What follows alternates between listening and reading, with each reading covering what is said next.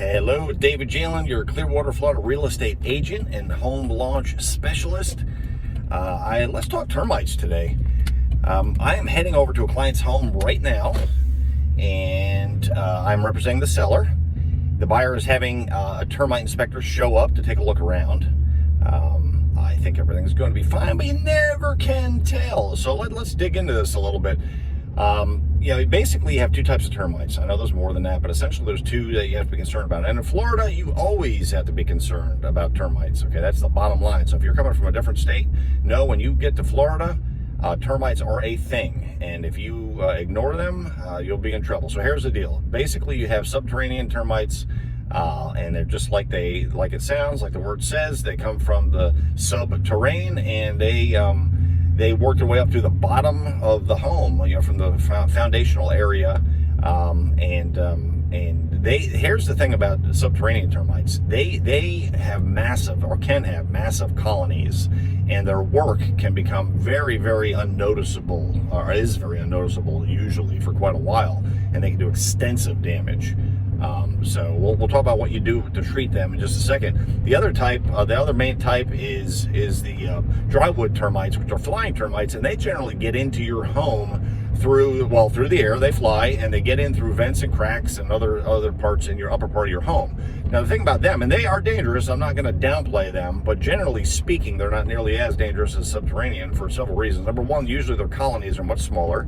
A lot of times they like to move along, so they will hit a home and actually leave and move around.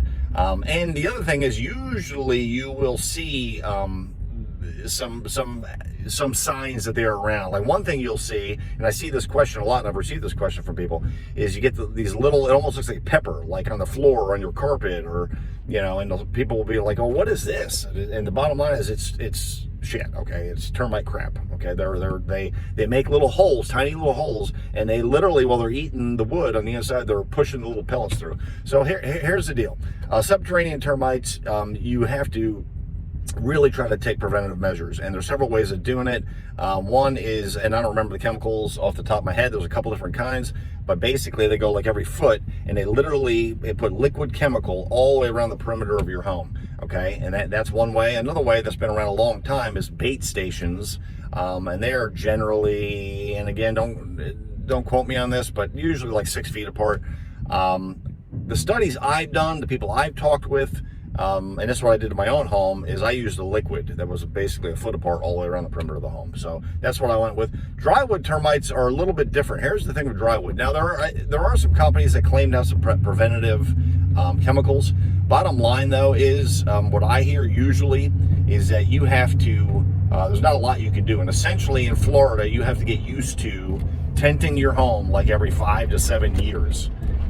So I know a lot of people don't do that, and then you can roll the dice and maybe get lucky, but essentially that's what happens. And here's the thing about the gas they use in the tents, and that is that the gas actually will only kill them at that time, but does not prevent them from coming back. So they can actually return again immediately, like after you pull the tent away. But here's the thing, it usually takes them like 5 to 7 years to actually work up and build a colony and do damage. So again, I'm not a termite inspector, so if you are one and you say, hey, this guy made a mistake or whatever, then hey, feel free to leave comments, correct me, but that's the basics. So here's the bottom line. Don't ignore termite treatment. That's the bottom line, because I read the average termite repairs are somewhere around $8,000.